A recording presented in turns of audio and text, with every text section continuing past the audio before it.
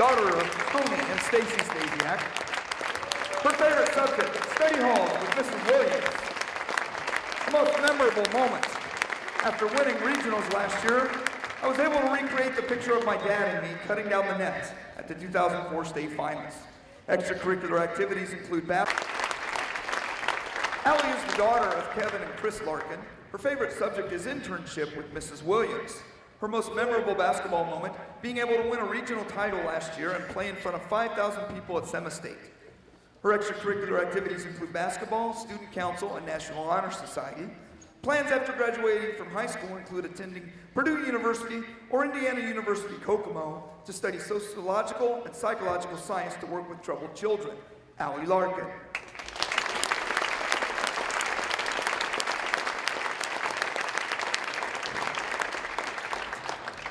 Number 10, Alexa Holland.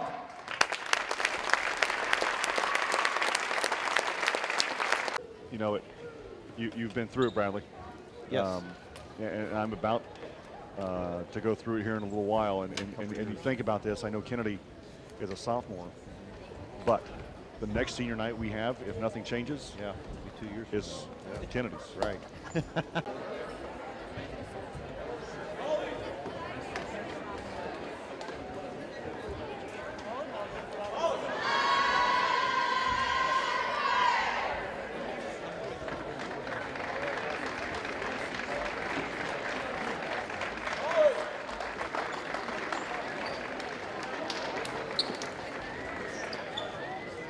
Welcome back to Rochester High School for the Indiana Farm Bureau Interns pregame show on WRY. Brad Thomas joins us, and Brad, this time of year, this game, this senior night activities comes around every year, but tonight it's a little bit more special. I know the only one that started her freshman season, but by the end of that first year, the other two, Malco and Keaton, were on the varsity as well. They'd moved up from splitting quarters at JV to play varsity.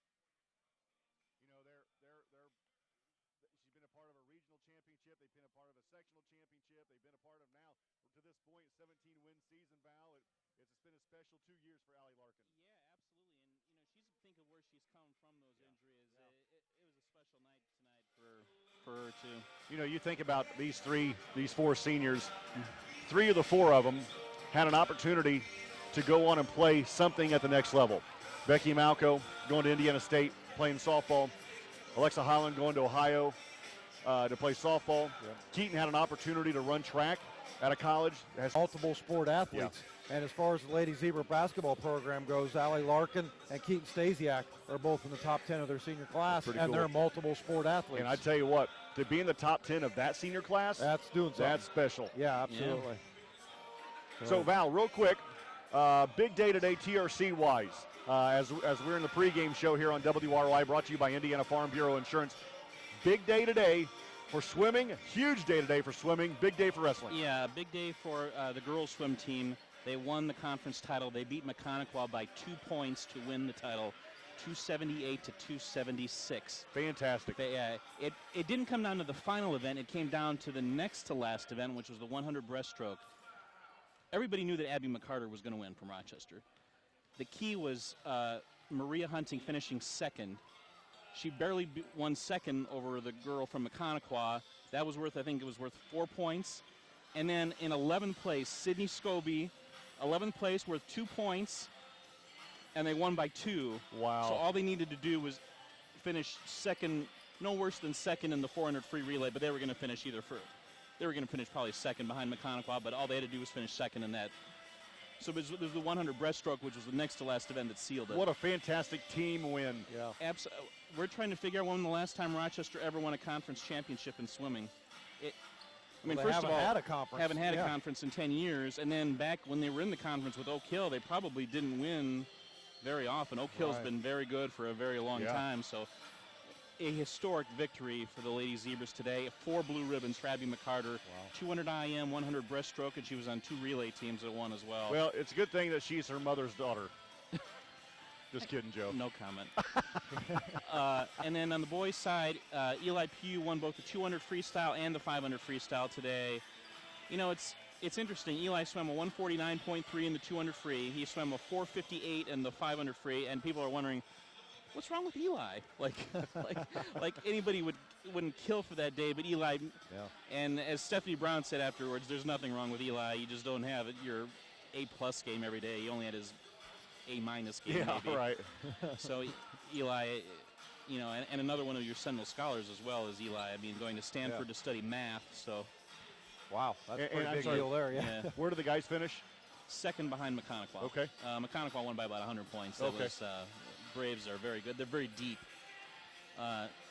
So good day for the swimmers. Good day for the wrestlers. Well, you know, Clint Gard says, "I'm not a patient man." That's his favorite saying. So I don't know how he's. I haven't interviewed him yet because I was at swimming, but I was at wrestling for some of the day today, and he talked last week. He goes, "We need to learn toughness." He goes, "If we learn toughness, the technique will follow. They'll learn how to do a side headlock or a double leg takedown. We need to learn toughness. If our freshmen can learn toughness," he said, "this could be the most talented class we've ever had at Rochester. Ever? Ever." Wow. Which was that's saying something. I mean, because he's coached some great classes. Yeah, you're not For kidding. them, now, Peru won today with 269 points. Rochester was second with 202. That's a very impressive. We knew Peru was going to win. Peru won the Super 8 duels in this very gym here last week. They went 5-0 and dominated. There was no doubt Peru was going to win. Peru has a solid tradition in wrestling. But for the Zebras, who had won the TRC the last 3 years, to finish second, again, I'm not going to put words in Coach Gard's mouth, but I know I know he told me last week that the team had been showing signs of progress. So I think this was another sign of progress today, and they had two individual champions. Dan Clark at heavyweight. You know, Dan he was the number 1 seed and he won it. Dan he's so fun to watch because there's no flash to his game. He's just a blue collar wrestler. He is going to outwork you for 6 minutes. He's in great condition. He is just going to keep working. And for a kid who not many people really knew about at the start of the season, for him to win a conference championship, that's great. And then the other conference champion was Aaron Orr at 132. If you remember, Aaron broke his hand last year, missed conference and sectionals with the injury. Diego Newcomb, who filled in for him, won conference. To give you an idea of how good Aaron is, Diego couldn't even hit the varsity lineup. So for Aaron to win today, that had to be a sweet win for him today. He beat a kid from Northfield 9-7 who had beaten him at the Super 8 just last week. Very good. Beat him 9-7, so a great win. Aaron's like a bowling ball. He's just 132 pounds of muscle. Yeah. He is just, and he is stubborn and he is hard to move. And a neat kid. And how many kids do soccer? You've heard of 3-sport athlete. How many kids do soccer, wrestling, and golf? Right. Oh, yeah. Not many. Aaron does all three, and he's good at all three. Val, thank you. Thank Stick you. around for the game? Sure. Okay. We had a chance to talk to Lady Zebra head coach Tony Stasiak. We'll do that next. You're listening to the Indiana Farm Bureau Insurance pregame show on 92.1 WROI.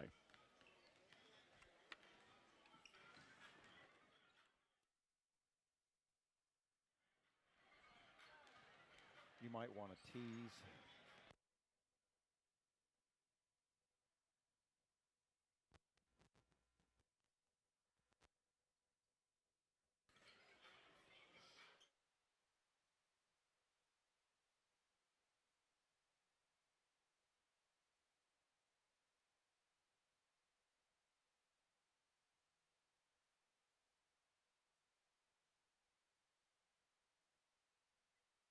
Tony Stasiak, ladies. Yeah, and then we look seriously at the sectional, which draw comes out on Monday. But tonight isn't about Manchester. It isn't about a win or a loss, although a win would be nice. It's about honoring these 4 young ladies that have been in this program for the last 6, 8 years, including middle school, and what a special group they are. Yeah, of course, Allie's been around a couple years, but boy, gosh, the way she's fit in, it seems like she's been here forever. Appreciate everything she's done, and you're right, it feels like the 4 have been together for so long. And it even goes back farther than that. I mean, Keaton, Becky, X, we were rolling those kids in Plymouth League a year ahead of schedule, playing up, from 3rd or 4th grade. And I think it was summer of 3rd grade going into 4th grade maybe, and playing up all the way through. And, you know, looking at the board that Keaton put together, there's a couple of those pictures from that. It's pretty cool. Little runts just running around out there. Have they grown since then? Plymouth League and all that kind of stuff and playing, and that's been pretty cool. So just another step in the journey, and it's a celebration, you're right.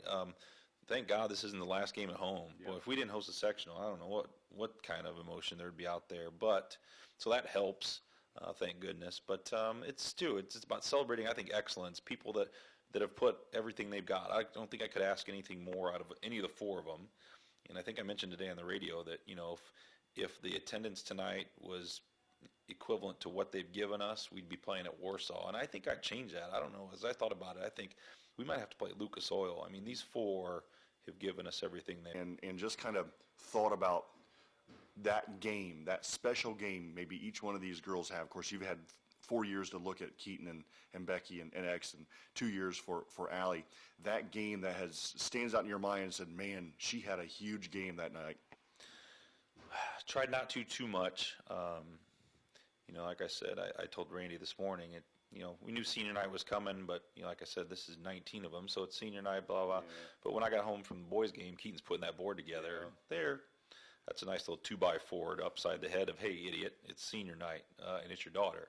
So I'm not, you know, like I said, we're trying to stay with tonight, but, you know, they've all done so much. I mean, I don't know. There'll come a time where we'll think more about that, but, you know, I think when I think of them as a group playing together. I don't think necessarily of individual stuff. I mean, they've all got moments, but I theme in those moments, which, you know, obviously St. Joe's, I don't know if their memory lasts more than about 15 seconds anyway, so, you know, you can make adjustments. Whether you win or lose, you're going to adjust the next time around. And, you know, these Wabash County teams are used to it because they play in the TRC, they play in the Wabash County tournament, and they're all still in the same sectional.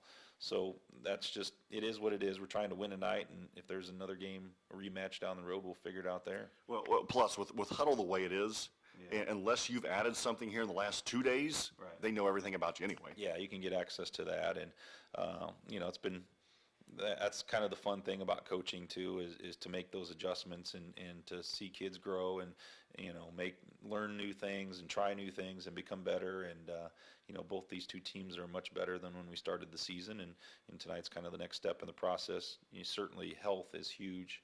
You want to stay healthy. But like I said, for us, for senior night and having, you know, seniors that are going to take the floor here and want to play well, the best way to do that for us, the best night, is A, to stay healthy, and B, just to worry about us and try to play well. Yep. Keys to Wednesdays. Well, you know, it's managing those emotions tonight, I think, is big. We're going to, you know, kind of do what we do here. We're not really changing our philosophy, and you know, if we need to push tempo a little bit, we'll try to do that, but we can't do it recklessly. We still have to be aware of our fouls. Rebounding's big. You know, Sierra Carter scoring, and Drew Thompson and Bedke and Milam scoring. You know, we gotta make sure we're playing consistent defense. I thought we got away with a few gambles that the other night that we can't continue to do, so we worked a little bit more on our defense and have a strong defensive night, good night on the boards, get to the free throw line, and walk off the floor healthy in a win, and we'll take however it takes to get there. Okay, 5 starters. 5 starters tonight. We're going with sophomore Kennedy Musselman and the 4 seniors of Alexa Holland, Becky Malco, Allie Larkin, and believe it or not, Keaton Stasiak's in the starting lineup. You want to explain to me how that's going to happen? And we'll go about the game. So you're telling me that all this comes down on Kennedy getting a hand on the ball and pushing it out of bounds? Yes.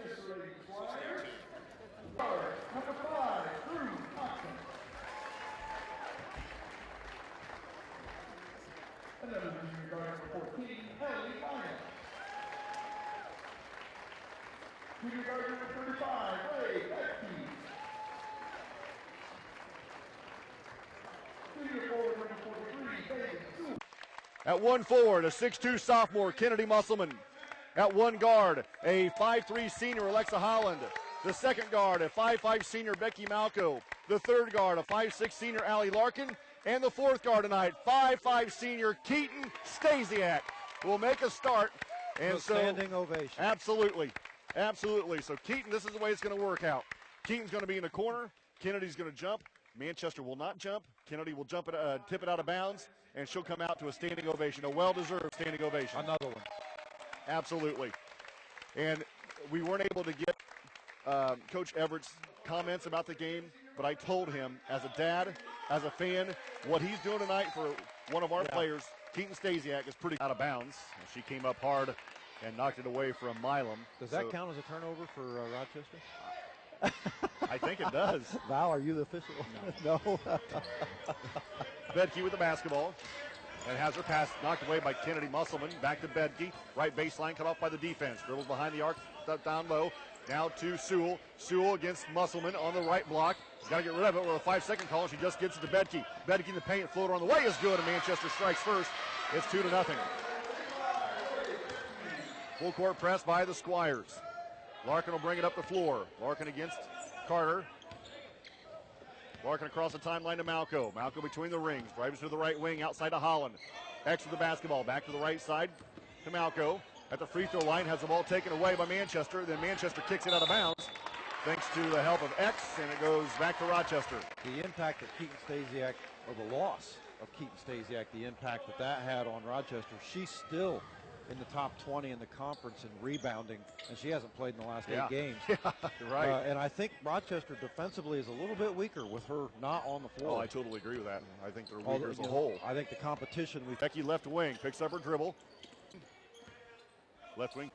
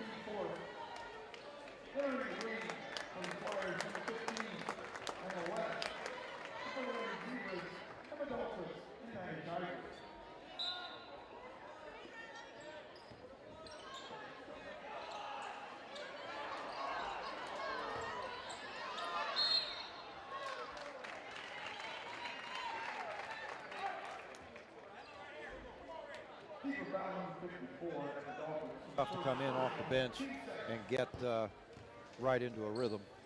2:40 to play. First quarter, 11-7. Rochester, Manchester the basketball. Becky through the center circle against Holland. Switches directions now to the left wing. Becky, she better be careful. She's going to get her pocket picked out there with X. Dribbles to the right wing. And Coach Stasiak begging for a 5-second call. West around the defense, goes the shot.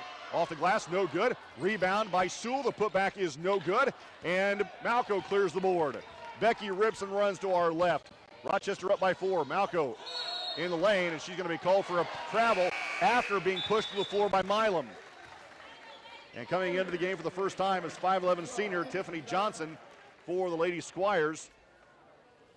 She's the only senior for Manchester. 2:12 to play. First quarter, Rochester by 4. Bedke will walk it up.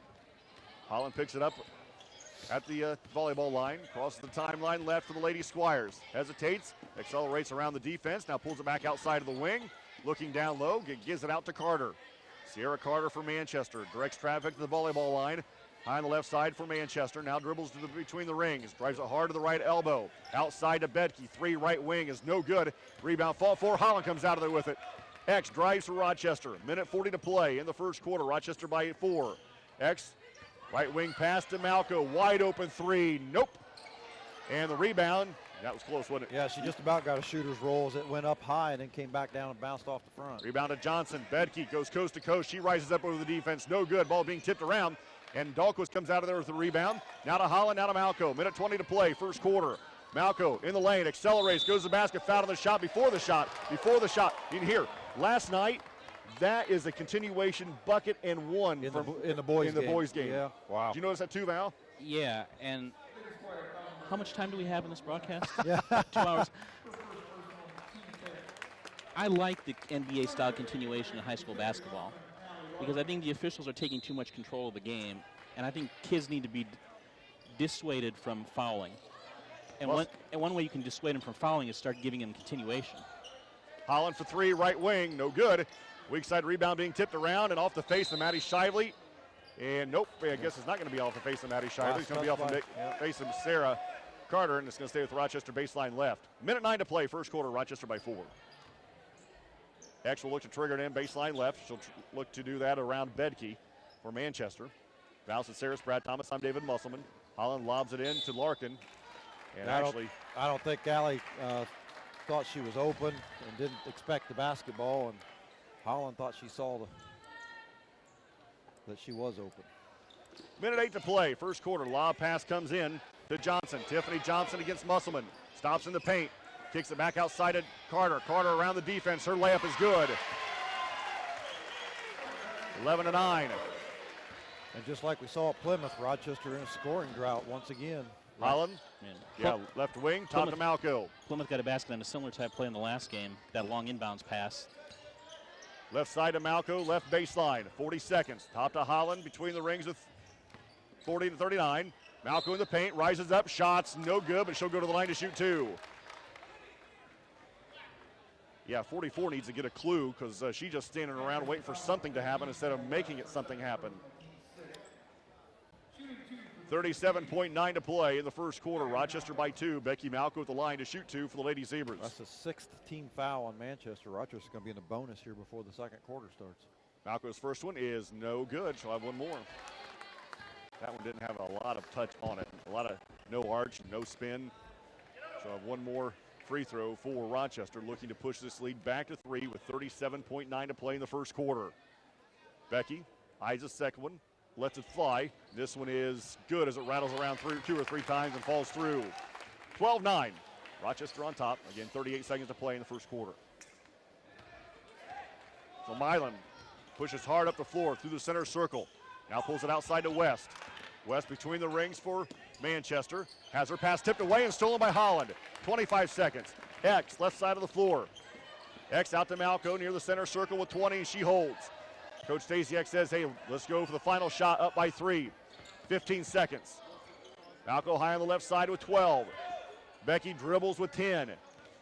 Becky now gives to Holland with 8. X around the screen with 7. Now to Larkin with 6. Allie pull-up jumper from 5 feet, no good. Rebound to Manchester with 2, with 1, and that'll do it. After 1, Rochester leads 12-9. You're listening to Ladies Zebra Basketball, 92.1 WROI.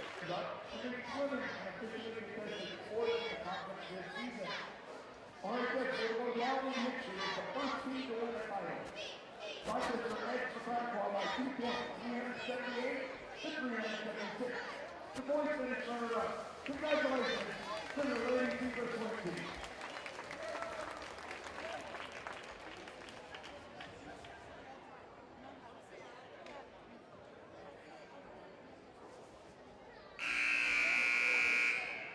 The second quarter of the basketball. Val scores from around the area.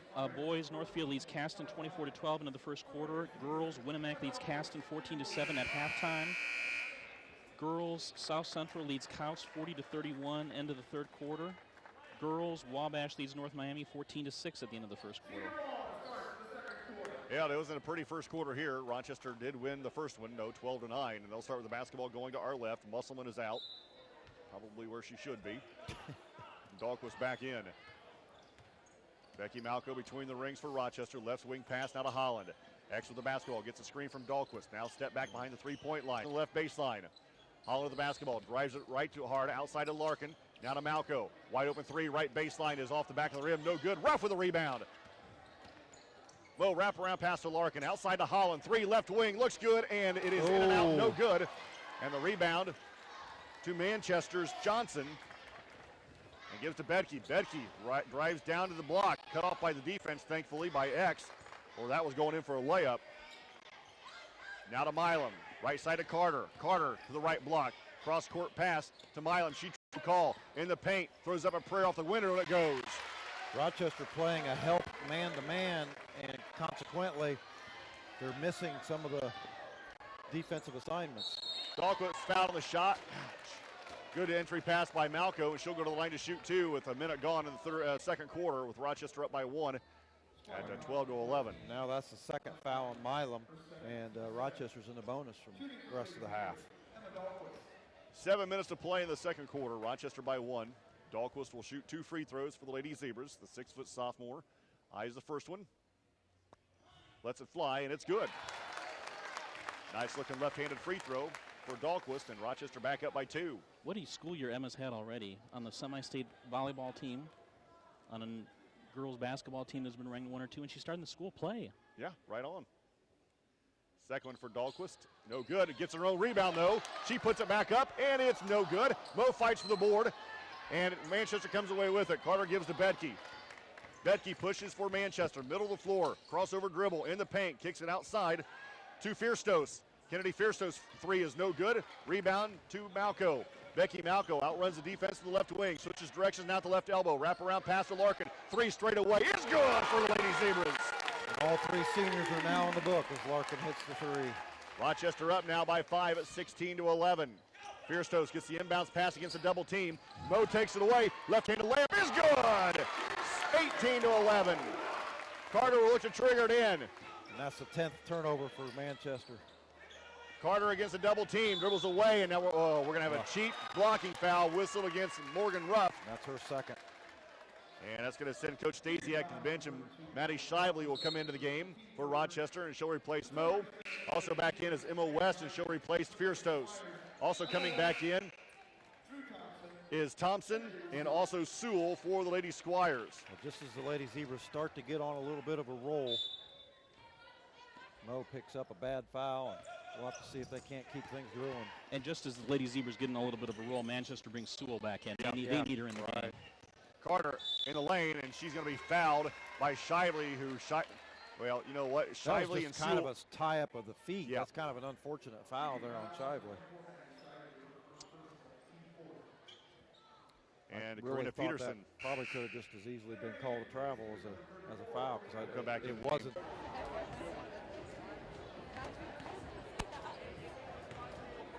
Ladies and gentlemen, once again, time for Rochester Lady Zebras halftime shootout. Come on down, half-court, raise the rock. Out of bounds, and it'll go back to Rochester. Ugh, should have been a foul there in 44, I got a feeling. A lot of body there. 4:40 On the foul, which I guess is good because Malco's already got 3. Sierra Carter, the 5'7" junior at the line for 2 for Manchester. Fires the first one. It's good. That's her 6th. Charles Barkley tore up his knee and finished, and he wanted to come out on the floor one more time so he wasn't carried off the floor and do those kinds of things. So to get her name called in the starting lineup just with that group, I thought was important. And then, to come off the floor, I really am thankful for the Rochester people. That'll be a neat moment, and the fans made it that way. Something that, when we think back as a family and look back on this night, the fan reaction will be pretty cool, and I appreciate that. Stays, what are you doing about Peru now? I mean, you're not going to have a walkthrough, or maybe you. I don't know what's going to happen. What? How do you get ready for Peru now? We're going to show up and play. Okay. There's really kind of blind. No, I mean I have video. That's not going to be an issue, and there'll be some communication that goes on even during school Monday. That we talked about huddle. I mean, there's Peru film that's been on huddle for the girls to watch, and they can certainly do that at any time. But at a certain point in time too, we want to make sure we're focused on us and clean up some of the things we need to do. And at this point of the season, we've about seen it all. I think we have seen it all. So it's just okay, they're in this, then let's make this adjustment. So it might be one of those,